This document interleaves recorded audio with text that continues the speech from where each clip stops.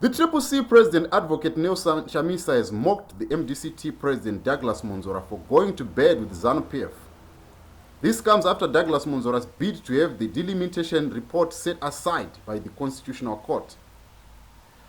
Chamisa was speaking on his social media page immediately after the court had ruled against Mwonzora.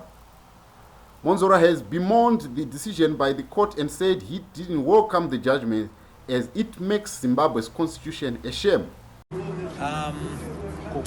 I'll make a brief statement before the lawyers come in and address you. The Constitutional Court has dismissed our application, and their argument is that they don't have jurisdiction. In other words, they say they don't have the power to hear the case.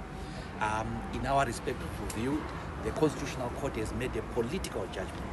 It is an unfair judgment, and we do not accept that judgment. But we have received legal advice, and the matter is not stopping here. We are going to continue with our struggle for democracy.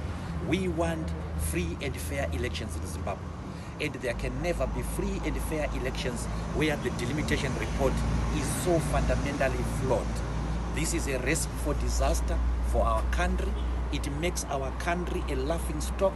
It makes our country's reputation as a constitutional democracy go up in the winds. Other political players have commiserated with Mwonzora and has called on the opposition not to go to elections. Linda Masara had this to say: "We are going into an election with irregularities. The opposition has failed to unite in unison to have the delimitation report flaws corrected. In all fairness, we don't want to hear the elections have been rigged, because some have chosen to go into a sham election." The leader of DUZ, Robert Chapman, had this to say: "With the dismissal of the delimitation case today, the elections are sure to move on. That said, voters and vote protection, verification of voters' roll and polling stations verification. The question I'm giving to you is, should the opposition have united a strong case against ZEC so as to force these irregularities? What about interested parties ZEC, that are in the board of ZEC, like Kembo Mahadi's daughter, who is the vice president of ZANU PF? What about the reforms? Are these sorted out? Are we going to see a sweet victory for the opposition when the balance is tilted? What is your take?"